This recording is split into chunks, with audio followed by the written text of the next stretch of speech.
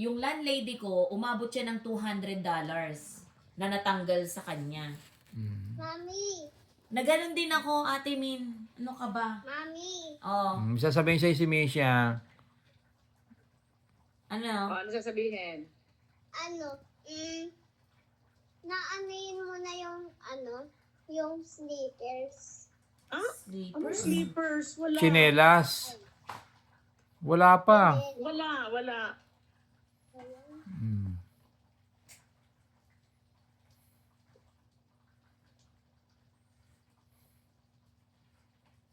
Yun, kaya ako yung sanang mag-aano sarili kong diskarte na parang aanohin ko sana Alam mo, ko na hindi yung spray. Basta Simin, hindi kita masisisi. Kasi nangyari din sa akin yan. Mami! Mami! Oh, Ano na ako? Grade 1 na. Ay, oo nga. Ay, sa pasukan. Oo nga pala. Grade 1 na pala siya sa pasukan. Sa pasukan, grade 1 ka na. O, tapos mga lilipat ka na namin dito. Alam mo, nakikisan ko lang to pag tulog. Pag gising ayaw magpakis. Ayaw Nag-waste magpakis. ako. Ano ba yan? Alam mo, napakabango niya. Hindi naman. Kala mo napakabango. Pamalo. Bakit pamalo? Bibili na nga ako ng Pero alam mo, parang kung hindi ka nga lang Christian, pag ako kunyari hindi ako Christian, parang hindi ako papakamatay Grabe. Parang masyadong masakit yun sa akin.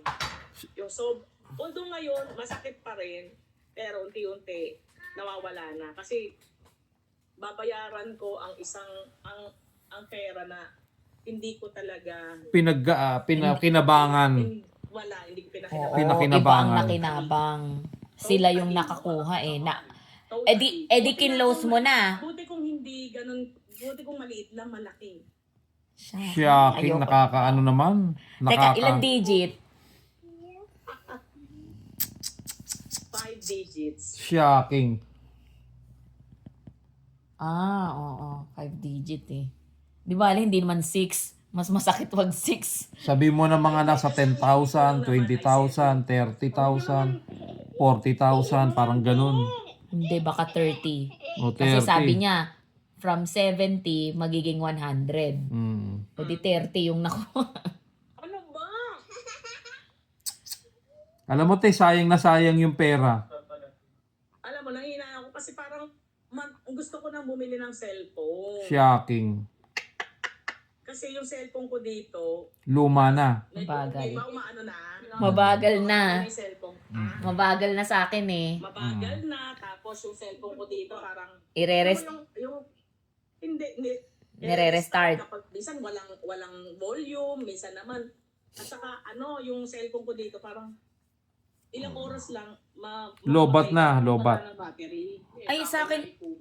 Oo, ganun nga rin sa akin. Pero Pares tayo ng sakit. dahil sa may iniisip akong babayaran ko na sa New Zealand, yung iniimpok ko ba? Oo. Hindi ako bumibili, parang tapos meron isang halang ang kaluluwang maitim ang mga budingi na kukunin lang yun. Yun ang masakit. Tapos dahil yun ay bunga ng katangahan ko. Pero ate, na-close mo na. Hindi, nai-report mo? Nai-report ka, Nai-report mo na-close na. Na-report ko na. Na-block ko na nga yun. Iba-block mo pa ba? Nalibas na. Oo nga. Nakuha niya na, sira ulo yun. Wala, kahit na i-block mo yun, hindi niya na magagamit yun. Unless, babayaran ko lahat ng mga nakuha doon. Kaya nga. Better naka-block na yun. Kasi, nalaman niya lahat details, pati yung 3 numero sa Oo, yun ang pinaka-importante eh. Yun ang dapat Ate Min, pag hiningi na kasi talaga yung mga yon, mag-double ka na. Yun nga, hindi. Kasi, alam mo, ang gagaling nila. Naku, Ate Min, expert Nila, na yan. Ano ka ba? Sila, ibig sabihin, Alam mo marami sila. naman yun. Alam mo na yun. First time kong magka-credit card. Ngayon lang ako nagka-credit card. Huwag yung pag-scam pa. Na-scam ka na. Kasi, Masakit. talaga. Masakit talaga yun pag malaki yung Alam mo ba yung, parang feeling ko, sa yung susweldohin ko sa project numero, ilalagay ko doon. Yung parang ibabayad mo sa akin, Oo. ilalagay ko doon. O parang Imbis na ganon. sa'yo na yun. Alam mo yung, imbis na sa akin na yun, parang gano'n, parang ang sakit magbayad sa hindi mo na pakinabangan. O, kasi Diba? sa'yo yun eh. Kaya Ano hindi ko yun? na nga kayo pinoproblema kasi hingan ko kayo ng pera, ako naman ang may kasalanan. Hindi, Ate Min. Ang tawag So, doon, no. yung credit card mo na yon, dapat sinabi mo na hindi mo naman yun, hindi pwede yon. Hindi pwede. Valid eh. Parang may consent ka eh. Parang alam mo yun. Oo, kasi binigay mo Kasi yung binigay tatlong mo. ano eh. Information. Yung tatlong Oo. information eh. Gets mo? Nahingi sa'yo. Alam mo, pati Netflix binayaran. Shocking. Sabi Ay, ko, yung Netflix niya? Oo. Kapal. Kapal na mukha. Ginamit yung credit card mo. Pwede mo niya bang i-report yung mga tao na yun? Iisip ko na lang. Kilala mo ba ito yung mga tao na yun? Ay, kilala mo ba yon? Kilala mo ba siya? Ang Lord na lang ang gaganti sa akin. Kilala mo yung tao? Hindi. Hindi. Stranger totally. Sila yung mga random na Oo, nagtatawa. oo. Random. Ano, nag-email ba yan sa'yo? Walang pagkakakilanlan. Nag-email sa'yo na ganit, bawa PNB, tapos nag-email sa'yo na, Oo. yung credit- Nagamit na. Nagamit na. ano nagamit mo? Na.